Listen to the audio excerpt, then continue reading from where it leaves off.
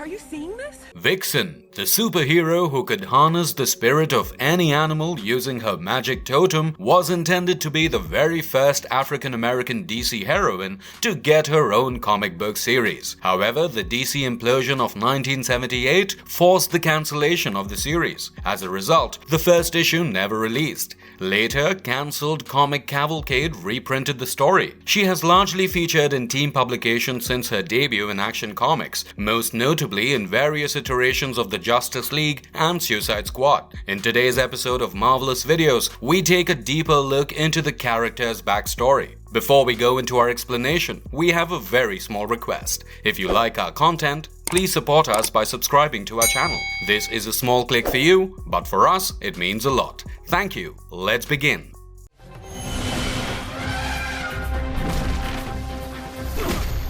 Vixen history. Mari McCabe, aka Vixen, was born in a small village in Africa. Mari became a superheroine after obtaining the Tantu Totem, which allowed her to mimic animals and produce superpowers.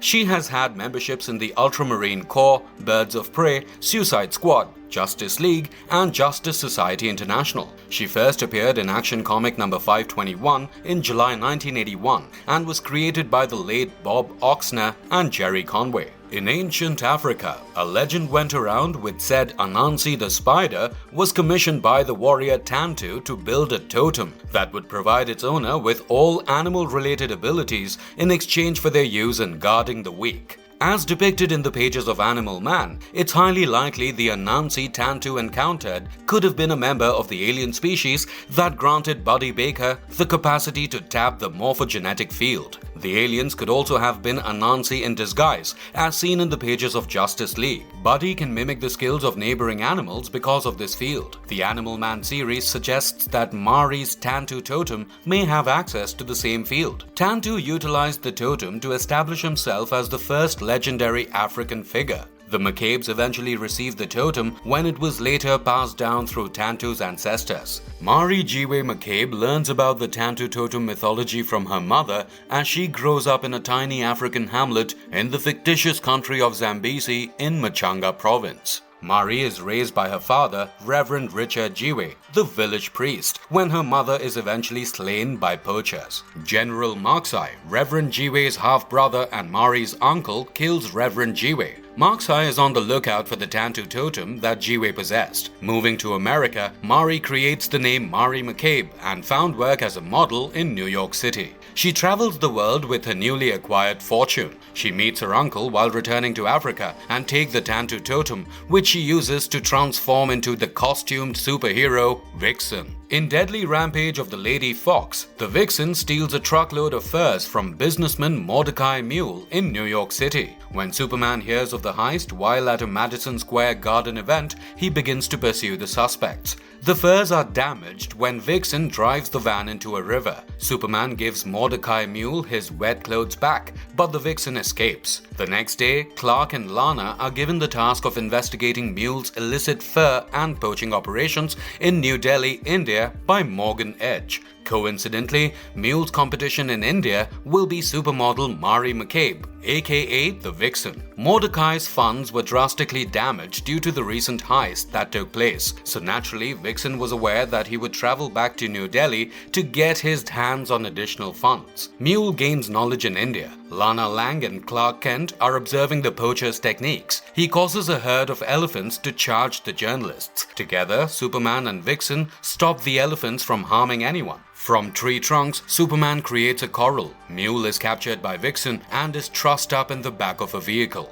Marvelous story arc of Vixen. Up until Aquaman rebuilt the Justice League of America, Vixen was a reluctant hero. She applied to join the League full-time and was approved. General Marksai took the totem from her while she was a member of the JLA and displayed his interest in its potential. Only those who used the totem to defend the innocent would be granted complete power. It was Marksai's transformation into a ferocious beast due to this. In the fight with Vixen, Marksai was slain, up until the Martian Manhunter abolished that specific iteration of the JLA. Vixen remained a member. After the League broke up, Vixen went back to modeling. But during a brutal picture shoot in the Caribbean, Mari's co-workers were murdered by drug traffickers. The Suicide Squad was contacted when she appealed to the authorities. She used cover to apprehend drug lord Cujo. With the help of Captain Boomerang and Black Orchid, she destroyed the Enterprise, but not before she lost control and murdered the gang's commander as well. She agreed to work with the squad until her feral inclinations could be restrained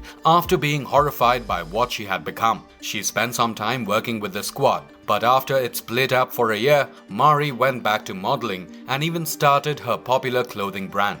Vixen turned down an invitation to rejoin the squad because of a broken relationship with Ben Turner. Vixen hesitantly consented to come back. However, she did so till the conclusion of the organization because she saw an opportunity to aid the tormented Turner. Since she was confident that Tiger would never acknowledge his need for assistance, she eventually gave up on him. Mari kept working underground even after the Suicide Squad was at its peak. She was chosen for one assignment for Checkmate, the squad's brother organization. She consented to cooperate with Oracle's Birds of Prey at some point of time. The head of the odd superhero group she went undercover to investigate was able to mind control her. Vixen almost murdered the Huntress when she attempted to aid her, but she came to her senses and utilized her mule-like tenacity to resist the cult leader's mind control. The other hypnotized heroes were later freed by her and Huntress. When using the totem, Vixen may still find it difficult to restrain her animal tendencies,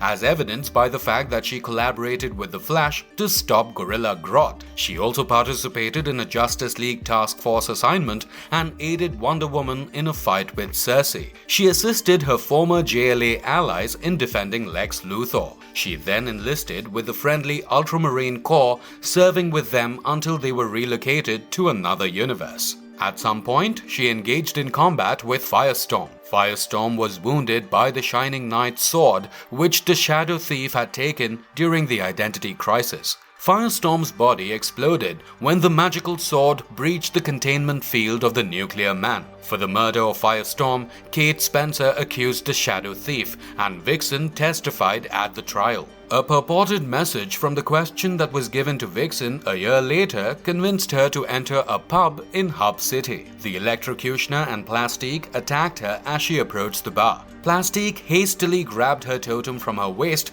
as she destroyed the bar and left with Electrocutioner in a boom tube. Mari was able to free herself from the rubble as she started to lose control of her abilities since she was unable to channel them effectively without the totem. Vixen slowly started to regain control when she remembered that the totem was taken from her after spending hours using her abilities freely and losing virtually all of her memories, including her identity. She got used to being a human and started looking for her lost totem. A searing agony struck her while she searched as Arsenal blasted the robot Amazo in the back where Professor Evo had placed her totem. Vixen discovered it right away and used a Falcon's abilities to rip through Amazo and seize her totem. Vixen was regarded by Superman before the battle as a member of the League. Batman and Wonder Woman, on the other hand, believed she wasn't ready for the League. Vixen was nonetheless chosen with the other heroes who were there during the battle with Amazo to join the new Justice League of America, which is now situated in Washington, D.C. Vixen soon after detected a change in her powers, indicating that she is no longer utilizing animal characteristics, but rather the powers of others around her, matching their degrees of expertise and, in her opinion, absorbing energy from the owners themselves. This suggests that she is no longer conjuring animal characteristics. Superman notices this first, and she later tells Red Arrow about it. Later, she seeks out Bronze Tiger, a former member of the Suicide Squad, to talk about her position. She then comes clean with the League about everything. Black Canary, the team's chairwoman, tells her to turn in her credentials and dismisses her, but not before talking to Mari about the prospect of asking Zatanna for help in repairing the totem's properties. Zatanna encounters a mystic vision of the Vixen and Animal Man as puppets while investigating the problem. A mysterious force repels her when she tries to cast the magic and break the spell. Vixen inexplicably loses strength when she tries to use all of Amazo's stolen powers to battle the recently resurrected Amazo. When she collapses, Amazo is closing in on her. After defeating Amazo, Vixen leaves to meet Animal Man and other JLA members to get treatment for her ailment. The trickster god Anansi rewrites history to stop the creation of the JLA in its current form after transporting Animal Man, Vixen and the other JLA members inside the Tantu Totem. Vixen flees and joins up with the JLA from another timeline to fight Anansi, only for him to alter their plans. She utilizes her final resort to pressure Anansi into making amends by threatening to destroy the Tantu Totem if he doesn't. Anansi then adds that although he is in charge of the stories contained within the totem, the outer world is evolving. He is concerned about the cosmos changing since it may do a lot of harm. He just used Vixen as a tool to shapeshift her into the kind of person she needed to be in order to be ready for what was to follow. The JLA is then put back to its original state and he grants her back her previous set of powers. The truth behind the death of Vixen's mother. For the first time in years, Vixen returns to her hometown only to discover that Kwesi, the guy who killed her mother, has gained control of several of the nearby Zambezi towns. Vixen quickly eliminates several of Kwesi's soldiers while demonstrating her powers to the townspeople. Many of the villagers wanted her to leave so that she wouldn't unleash Kwesi's fury on the community since they are now all terrified of her magical abilities. Kwesi is soon directly confronted by Vixen, who is shocked to learn that he has special abilities. Kwesi exhibits strength, speed, and claws that are comparable to those of Vixen. After their initial confrontation, Vixen was critically injured. She discovers that she has a lot of difficulty treating the poisoned wounds. Her JLA communicator is triggered while she is still hurt, and the Justice League flies to Africa to help. Later, Vixen learns that Kwesi is supported by Intergang and that the chemicals and the advanced technology that give him his abilities come from Intergang. Superman and Black Canary were mostly affected after being exposed to one of these substances, a Vodan zombie potion that has been altered to work against Superman. Whisper Adair, who is revealed to be the mastermind of this Intergang scheme, controls the two heroes by using the zombie potion, turning them against their fellow Leaguers.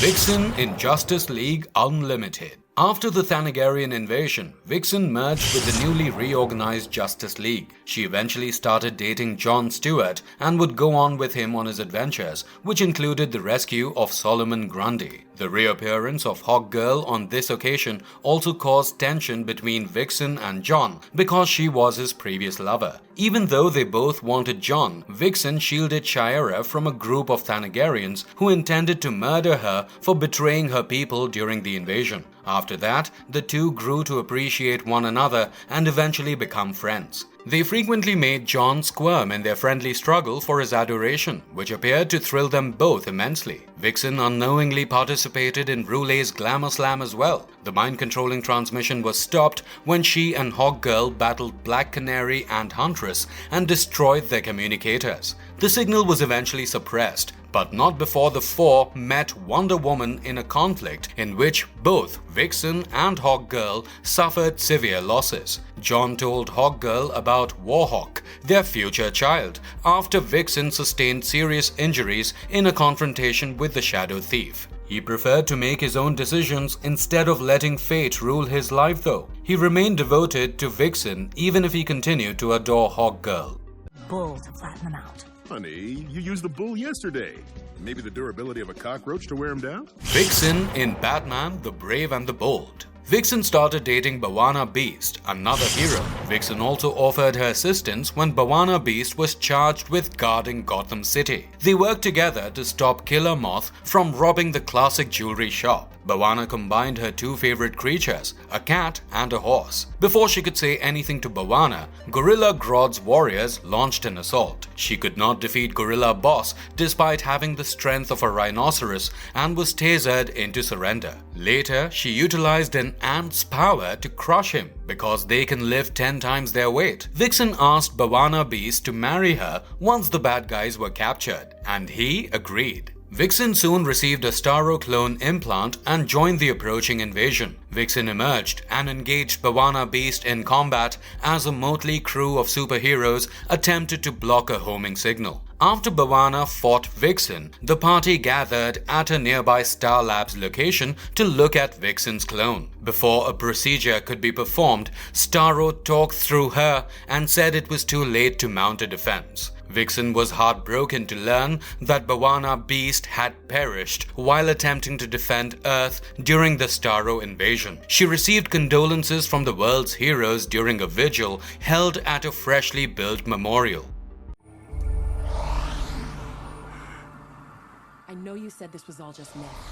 What makes Vixen so deadly? One of DC's most robust and adaptable female characters is Vixen. She has a connection to the Red, the enchanted thread that ties all animal life in the DC world together. According to subsequent accounts, Vixen only needs the Tantu Totem to focus on her inherent capabilities rather than using them as originally intended. Vixen was able to harness the talents of numerous animals worldwide because of a connection to the Red, which endowed her with a range of superhuman abilities. She typically utilizes her power to fly and to improve her strength, speed, senses, and healing capabilities. She occasionally imitates some animals' toxic traits and has even been caught completely changing into an animal. Vixen's range of abilities allows her to employ the energy of the Red to build a force field, the light of an anglerfish to make a powerful laser, and the armor of an armored beetle to fend off a blow from Superman.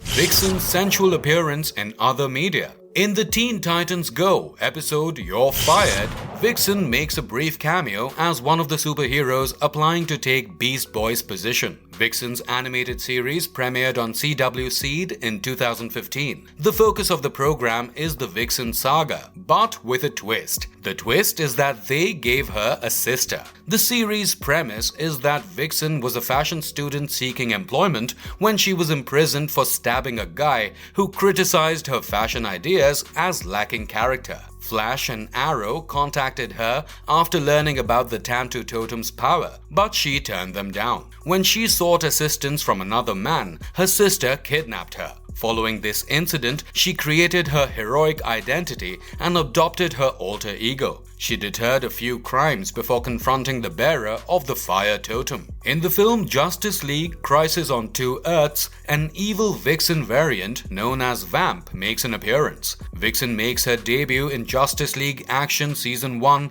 Episode 17, Plastic Man Saves the World. Together with Batman, Cyborg, Superman, and Plastic Man, she fights Brainiac, who is attempting to shrink Metropolis. She makes another appearance in Garden of Evil, episode 25 of season 1, when she teams up with the League to battle Poison Ivy, Harley Quinn, and the Swamp Thing under mind control. In season 1, episode 38, The Ringer, Vixen appears in an imagined speech by the Atom. She appears on the Watchtower monitor in season 1, episode 39, Forget Me Not. In season 1, episode 46, Party Animal, she makes a brief cameo appearance while attending Green Arrow's holiday party. Jessica Nicole performs her voiceover. In season 3, episode 10, Wildside Part 2 of DC Superhero Girls, Mari makes her debut. She works as a volunteer at the zoo in Metropolis and exhibits no special abilities. She may have powers,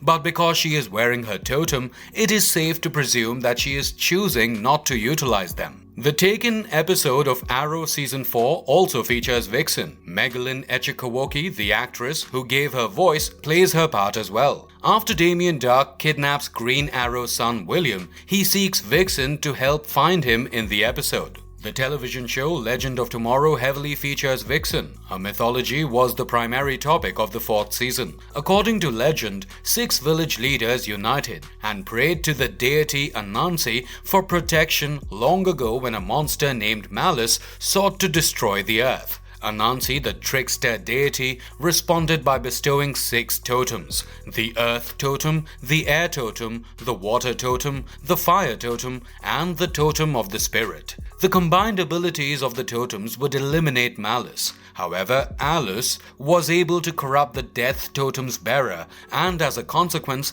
he decided to side with Malice. Malice was able to be imprisoned in a space-time barrier by the other 5 totem bearers. Malice wanted a host, someone he could control and who would perform his bidding, as he could project himself into the world even when imprisoned. Nora Dark's father assisted Malice in acquiring Nora Dark because he viewed it as a great opportunity to acquire control of Malice's power for himself to rule the world. Malice instructed the Darks to gather the totems when he became bored of being imprisoned, since they were the only thing that could hurt him. The Legends, on the other hand, were able to figure it out and started to gather them as well. The Vixen in this show is Amaya Jiwe, Mari Jiwe McCabe's grandmother. She left her town to go protect the world with the Legends, but after the season, she returned to fulfill her duty to her people. In Injustice 2, Vixen is a premium skin for Cheetah. Megalyn Echekuwoke provides her voice for her in the game. It is the same actress that portrayed her in both her animated series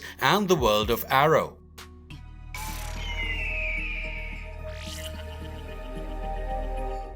Marvelous verdict. Mari's parents, who were originally from Africa, perished due to local avarice, corruption, and heinous brutality. However, Mari, an orphan, does not give in to the dangers around her. The Tantu totem of Mari's ancestors grants her access to animal abilities, which may be as powerful as a gorilla or as swift as a cheetah. She valiantly fights as the Vixen to protect the world from the threats that destroyed her family. She is arguably one of the most powerful characters in the DC universe with a fascinating backstory. And if you liked our content, don't forget to leave a like and subscribe to us if you haven't already. Have a good one and be safe. Thanks everyone.